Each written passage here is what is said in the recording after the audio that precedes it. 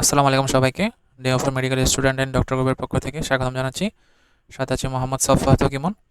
আজকে আপনাদের সামনে যে টপিকটি আলোচনা করব সেই টপিকটি হচ্ছে ক্রনিক এপিক্যাল পিরিয়ডন্টাইটিস এবং পেরিএপিক্যাল গ্র্যানোলোমা। চলুন তাহলে শুরু করি। আমরা দেখতে পাচ্ছি the most frequent outcome of chronic apical periodontitis is for an aquatic pulp to form a periapical granuloma. অর্থাৎ বলা হচ্ছে আমাদের যে নেক্রোটিক পাল্প রয়েছে, যে পাল্পটা আলটিমেটলি হচ্ছে প্রথমে আমাদের একিউট এপিক্যাল পিরিয়ডন্টাইটিস করার মাধ্যমে পরবর্তীতে যে ক্রনিক ফেজে চলে আসে এবং আলটিমেটলি এটা হচ্ছে আমাদের একটি পেরিপিক্যাল গ্র্যানোলোমাতে রূপান্তরিত হওয়ার চান্স থাকে। এই জন্য বলা হচ্ছে এটা হচ্ছে মোস্ট ফ্রিকুয়েন্ট আউটকাম। এখন পেরিপিক্যাল গ্র্যানোলোমাটাকে কি বলা হচ্ছে? A focus of chronic inflammation at the root apex. অর্থাৎ একটা হচ্ছে আমরা ফোকাস দেখতে পাই ক্রনিক ইনফ্লামেশনের, এটা হচ্ছে আমাদের রুট অ্যাপেক্সে থাকে এবং এখানে বিভিন্ন ধরনের গ্র্যানুলেশন টিস্যু আমরা দেখতে পাই। এরপরে বলা হচ্ছে but they can also arise from acute apical periodontitis particularly when it has been inadequately drained and incompletely resolved। অর্থাৎ বলা হচ্ছে আমাদের এই যে ক্রনিক এপিক্যাল পেরিয়ডন্টাইটিস, এটা হচ্ছে সোর্স দুইটা, একটা হচ্ছে ডিরেক্ট নেক্রোটিক পাল্প থেকে আলটিমেটলি ক্রনিক ফেজে আমাদের ক্রনিক এপিক্যাল পেরিয়ডন্টাইটিস হতে পারে, আরেকটা হচ্ছে আমাদের অ্যাকিউট এপিক্যাল পেরিয়ডন্টাইটিস যদি আমরা ভালো মতো ড্রেন না করি এবং ভালো মতো যদি আমরা এটা ট্রিটমেন্ট না করি তাহলে এটা হচ্ছে ক্রনিক এপিক্যাল পেরিয়ডন্টাইটিসে চেঞ্জ হতে পারে। এরপরে বলা হচ্ছে periapical granuloma is caused by a frustrated healing. অর্থাৎ বলা হচ্ছে আমাদের হিলিংটা যদি ভালো মতো না হয়, যেটাকে বলা হচ্ছে ফ্রাস্ট্রেটেড হিলিং, এই কারণে আমাদের আলটিমেটলি গ্র্যানোলোমাটাস চেঞ্জটা আমরা দেখতে পাই। The granuloma itself is sterile in almost all cases. অর্থাৎ আমাদের যে গ্র্যানোলোমা রয়েছে ওই গ্র্যানোলোমাটা হচ্ছে স্টেরাইল থাকে, কিন্তু ওখানে হচ্ছে আমাদের ব্যাকটেরিয়া এবং বিভিন্ন ধরনের ইরিটেন্টস আমরা দেখতে পাই, যেগুলো হচ্ছে আমাদের নেক্রোটিক পালপাল টিস্যু থেকে আসে।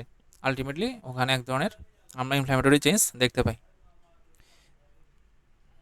এরপরে বলা হচ্ছে the continual trickle of irritants from the persistent reservoir of infection in the root canal prevents healing।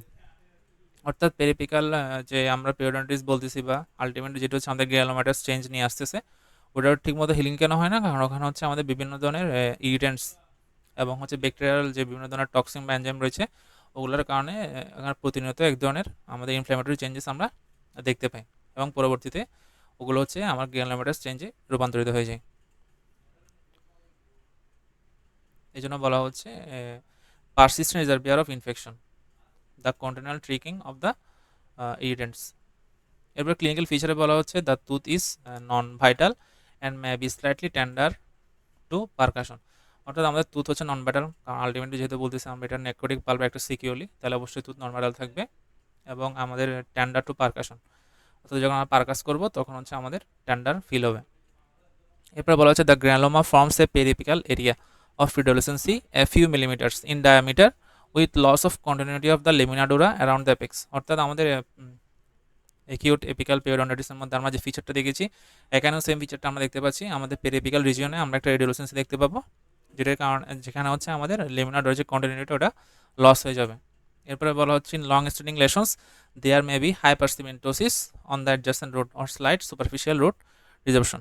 অর্থাৎ আমরা যদি লং স্ট্যান্ডিং লেশনগুলো হচ্ছে রেডিওগ্রাফি দেখি, তাহলে বলা হচ্ছে এখানে আমাদের হাইপার সিমেন্টোসিস হওয়ার একটা চান্স থাকে, পাশাপাশি আমাদের রুট রিজর্পশনের একটা চান্স থাকে। এবার আমরা যদি ফিগারটা দেখতে চাই, তাহলে এই ফিগারে আমরা দেখতেছি এটা হচ্ছে একটা ক্রনিক এপিক্যাল অ্যাবসেস।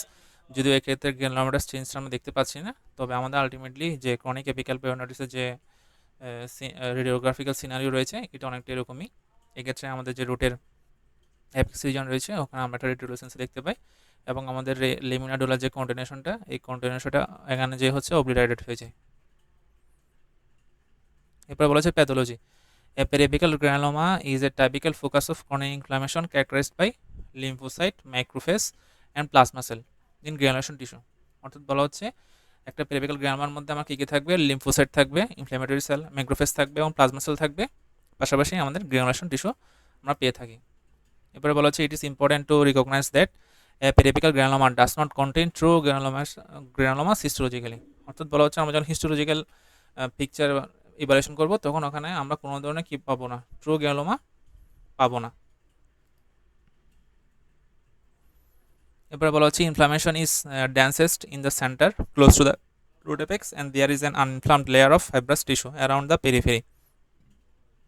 অর্থাৎ আমাদের ইনফ্লামেশনটা সবচেয়ে বেশি থাকে হচ্ছে রুটের অ্যাপেক্সে, এবং এখন হচ্ছে একটা uninflamed layer of fibrous tissue আমরা দেখতে পাই এটার চারপাশে, যেটার কারণে separating the inflamed tissue from the bone, যার কারণে আমাদের হচ্ছে ইনফ্লাম যে টিস্যুটা রয়েছে, এই ইনফ্লাম টিস্যুটা হচ্ছে আমাদের বোনের যে ক্যাভিটি রয়েছে ওই ক্যাভিটি থেকে, মেডুলারি ক্যাভিটি থেকে পৃথক থাকে। এবারে বলা হচ্ছে osteoclast reserve the bone to make space for the granuloma. তো আলটিমেটলি ওখানে হচ্ছে অস্টিওক্লাস্টিক অ্যাক্টিভিটি যখন শুরু হয় তখন হচ্ছে বোন রিজর্ভশন দেখা যায়, ফলে গ্রানুলোমার জন্য একটা স্পেস ফর্মেশন হয়। There may be a central cavity with a few neutrophils but no pus or infection. অর্থাৎ বলা হচ্ছে আমাদের যে পেরিফেরাল গ্রানুলোমা, এখানে হচ্ছে আমার যে অ্যাবসেসের যে বৈশিষ্ট্যগুলো রয়েছে, পাস ফর্মেশন হওয়া, হ্যাঁ, তারপর হচ্ছে বিভিন্ন ধরনের ইনফ্ল্যামেটরি যে সেলগুলো যা দিক্য দেখা যায়, গ্রানুলোমার ক্ষেত্রে আলটিমেটলি এই ধরনের হচ্ছে কোনো ফিচার আমরা দেখতে পাই না। এক্ষেত্রে গ্রানুলোমার স্টেঞ্জের পাশাপাশি আমরা যদিও ইনফ্ল্যামেটরি সেলগুলো দেখতে পাই, কিন্তু আমাদের হচ্ছে অ্যাবসেসের যে ফিচারগুলো আমরা হিস্টোলজিক্যালি দেখি, এক্ষেত্রে গ্রানুলোমার ক্ষেত্রে ওই ধরনের হিস্টোলজিক্যাল ফিচারগুলো আমরা দেখি না। এরপরে বলা হচ্ছে inflammation may trigger epithelial rest of Malassez. অর্থাৎ এপিথেলিয়াল রেস্ট অফ মেলাসিস যদি কোনো কারণে আমার ট্রিগার হয়, তখন এটা আলটিমেটলি আমাদের রেডিকুলার সিস্টে কনভার্ট হওয়ার একটা চান্স থাকে। এবার আমরা পেরিফেরাল গ্রানুলোমা এবং পেরিফেরাল অ্যাবসেসের মধ্যে ডিফারেন্সটা নিয়ে আলোচনা করার চেষ্টা করব। তাহলে প্রথমে আমরা দেখি পেরিফেরাল গ্রানুলোমা যেটা রয়েছে, ওখানে বলা হচ্ছে a chronic inflammatory response to a persistent irritant usually from a non vital tooth. It is composed of granulation tissue which contains a mix of fibroblast, macrophage, lymphocyte and occasionally plasma cell. অর্থাৎ ultimately এটা হচ্ছে একটা granulation টিস্যুর দিয়ে তৈরি, যেখানে হচ্ছে আমাদের ফাইব্রোব্লাস্ট থাকে, ম্যাক্রোফেজ থাকে, লিম্ফোসাইট থাকে এবং প্লাজমা সেল অস্তিত্ব থাকে।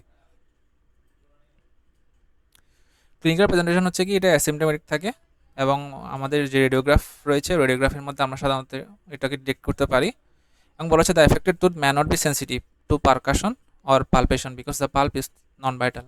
তাহলে কোনো ধরনের পারকাশনে আমার এটা সেন্সিটিভনেস দেখায় না, বা না দেখানোর চান্সই বেশি। কারণ আমাদের পাল্পটা কী থাকে, নন ভাইটাল থাকে। এবার হচ্ছে treatment. The treatment typically involves root canal therapy or extraction of the affected tooth. In some cases peripheral surgery such as apicectomy might be needed to remove the granuloma. অর্থাৎ আমাদের সার্জিক্যাল যে approach রয়েছে ট্রিটমেন্টে, সেখানে হচ্ছে প্রথমত আমরা root canal করি, অথবা হচ্ছে আমরা এক্সট্রাকশন করি, হ্যাঁ, অথবা হচ্ছে আমরা এপিসেক্টমি করে থাকি অনেক সময় যদি গ্রানুলোমাটার শ্লেষণটা অনেক বড় হয়। এরপর হচ্ছে পেরিফেরাল অ্যাবসেস। পেরিফেরাল অ্যাবসেসের ক্ষেত্রে বলা হচ্ছে এটা একটা localised collection of pus at the apex of a tooth root typically caused by bacterial infection spreading from an aquatic pulp. অর্থাৎ পেরিফেরাল গ্রানুলোমা আর পেরিফেরাল অ্যাবসেসের মধ্যে যে মেইন ডিফারেন্সটা রয়েছে, এক্ষেত্রে আমাদের কালেকশন অফ পাস দেখা যায়, যেটা আমাদের গ্রানুলোমার মধ্যে থাকে না। এবং বলা হচ্ছে it is combination of neutrophil, dead tissue and bacterial cells within a cavity. তাহলে এখানে আমাদের নিউট্রোফিলটা সবচেয়ে বেশি থাকে এবং ডেড টিস্যু থাকে, হ্যাঁ। আর ওখানে আমরা দেখেছিলাম এখানে আমাদের হচ্ছে ফাইব্রোব্লাস্ট, ম্যাক্রোফেজ, লিম্ফোসাইট এবং প্লাজমা সেল অস্তিত্ব থাকে গ্রানুলোমাতে। এবার ক্লিনিক্যাল প্রেজেন্টেশনে বলা হচ্ছে যেহেতু আমার এখানে হচ্ছে পাসের অস্তিত্ব থাকে, এই জন্য এখানে পেইন থাকবে, সোয়েলিং থাকবে, টেন্ডারনেস টু পারকাশন থাকবে। এরপরে বলেছে অ্যাকিউট কেসের ক্ষেত্রে আমার সিস্টেমে কিছু ইনফেকশন আমরা দেখতে পারি, যেমন ফিভার, ম্যালাইস এবং লিম্ফেটিক এনলার্জমেন্ট বা লিম্ফেডেনোপ্যাথি। পাশাপাশি আমাদের অনেক সময় কি হয়, সাইনাস ট্র্যাক্ট ফর্মেশন হয়। যে ক্যারিয়াস লেশনটা রয়েছে ওই ক্যারিয়াস লেশনটা হচ্ছে আলটিমেটলি সাইনাস ট্র্যাক্টের মাধ্যমে একটা ওপেনিং তৈরি করতে পারে, অথবা ফিস্টুলা ফর্মেশন হয়, যেটার কারণে আমাদের পেনটা টেম্পোরারি কমে যায়, এবং পরবর্তীতে আমরা যখন হচ্ছে আমাদের কনজারভেটিভ বা সার্জিক্যাল ট্রিটমেন্টের দিকে যাই, তখন হচ্ছে আমাদের আলটিমেটলি সাইনাস ট্র্যাক্টটা ডিমিনিশ হয়ে যায়। ট্রিটমেন্টের ক্ষেত্রে বলতেছে drainage of abscess, root canal therapy or extraction যখন যেটা প্রয়োজন হয়, এবং অ্যান্টিবায়োটিক আমরা প্রেসক্রাইব করতে পারি যদি আমরা কি দেখতে পাই, সিস্টেমিক কোনো ইনফেকশন আমরা দেখতে পাই।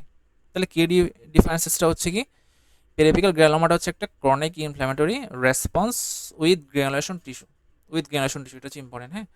আর পেরিফেরাল অ্যাবসেসটা হচ্ছে acute chronic collection of pass. এরপরে বলা হচ্ছে পেরিফেরাল গ্রানুলোমাটা হচ্ছে ইউজুয়ালি অ্যাসিমটোমেটিক থাকে, কিন্তু আমাদের পেরিফেরাল অ্যাবসেস অবশ্যই হচ্ছে কি সিমটোমেটিক অ্যান্ড পেইনফুল।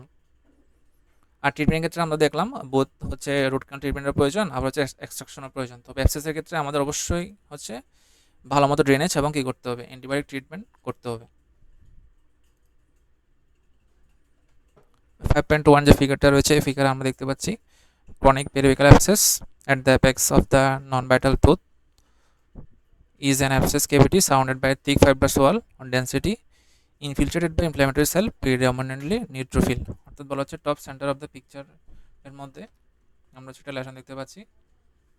হ্যাঁ, এই লেশনটা হচ্ছে আলটিমেটলি আমাদের যে এপিক্যাল অ্যাবসেস রয়েছে ওই এপিক্যাল অ্যাবসেস একটা কেভিটি দেখাচ্ছে। এবং এটা হচ্ছে একটা থিক ফাইব্রাস ওয়াল দিয়ে হচ্ছে আমার এনসার্কেল করা অবস্থায় আছে, এবং এটার ভেতরে আমরা হচ্ছে আমাদের নিউট্রোফিলের প্রিডোমিনেন্সি আমরা দেখতে পাচ্ছি। এবার 5.23 ফিগারে আমরা দেখতে পাচ্ছি একটা এপিথেলিয়াল প্রলিফারেশন ইন এন পেরিপিক্যাল গ্র্যানোমা। অর্থাৎ এই যে আমার এখানে একটা এপিথেলিয়াল প্রলিফারেশন আমরা দেখতে পাচ্ছি এই জায়গায়। এখানে বলা হচ্ছে কি, inflammation ইনডিউসেস proliferation of odontogenic epithelium in rests of মেলাসেজ in periodontal ligament. These changes may lead to cyst formation. Ultimately যে epithelial চেঞ্জেসটা হচ্ছে এটার কারণে আমাদের এখানে পেরিভিক্যাল সিস্ট বা রেডিকুলার সিস্ট ফর্মেশন হওয়ার চান্স বেশি। এরপরে বলা হচ্ছে the risk of leaving an untreated periapical granuloma will develop into an acute apical abscess. Acute apical abscess.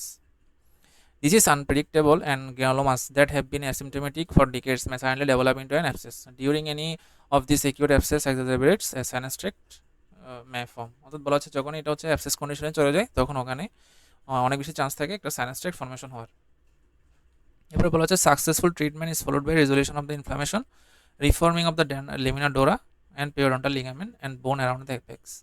অর্থাৎ আমাদের যে হচ্ছে মরফোলজি রয়েছে সারাউন্ডিং স্ট্রাকচার বা পেরিওডন্টাল যে স্ট্রাকচারগুলো রয়েছে ওগুলোর মরফোলজিক্যাল যে হচ্ছে আমার কন্টিনিউটিটা যত বেশি আমরা বজায় রাখতে পারবো এবং যত বেশি এটাকে আমরা রিকেন্সের হাত থেকে এবং হচ্ছে নর্মাল ফিজিও মরফোলজিক্যাল যে অ্যাপারেন্সটা রয়েছে বা অ্যানাটমিক্যাল যে অ্যাপারেন্সটা রয়েছে আমরা ফেরত আনতে পারবো, তখন হচ্ছে আমাদের ট্রিটমেন্টটা সাকসেসফুল আমরা ধরে নিতে পারবো।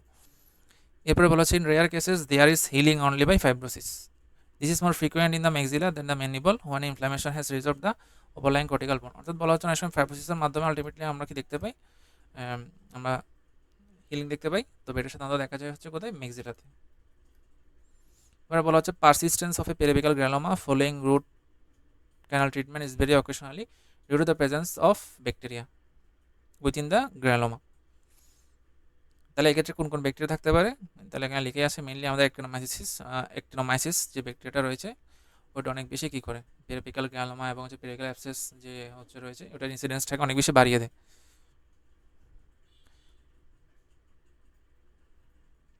এরপরে বলা হচ্ছে possible outcomes of chronic apical periodontitis. তাহলে পসিবল আউটকাম কী হতে পারে যদি আমাদের এপিক্যাল পেরিওডন্টাইটিস আমরা ভালো মতো ট্রিটমেন্ট করতে না পারি। তাহলে প্রথমত হচ্ছে গ্র্যানোমা ফর্মেশন, দ্বিতীয়ত হচ্ছে সিস্ট ফর্মেশন, তৃতীয়ত হচ্ছে সাইনাস ফর্মেশন, এরপরে হচ্ছে কি আমার পিরিয়ডিক কী হবে, acute exacerbation of the inflammation, অথবা বলা হচ্ছে কি স্পন্টেনিয়াস রেজলিউশন ডাজ নট অকার। অর্থাৎ এখানে কোনো ধরনের স্পন্টেনিয়াস রেজলিউশন হয় না। গ্র্যানোমা ফর্মেশন হতে পারে, সিস্ট ফর্মেশন হতে পারে, পরবর্তীতে আমার ওখানে অ্যাবসেসের মাধ্যমে সাইনাস ট্র্যাক্ট ফর্মেশন হতে পারে এবং ইনফেকশনটা ছড়া যেতে পারে, এবং পিরিয়ডিক একিউট এক্সাজারবেশন আমরা দেখতে পাই। পালপাটিস নিয়ে আমাদের আলোচনা এতটুকুই। যদি কোনো প্রশ্ন থাকে তাহলে আমাদের গ্রুপে আপনারা জানাতে পারেন এবং আমাদের টেলিগ্রাম চ্যানেলে আপনারা নিয়মিত আপডেট থাকার জন্য ফলো দিয়ে রাখবেন। আসসালামু আলাইকুম।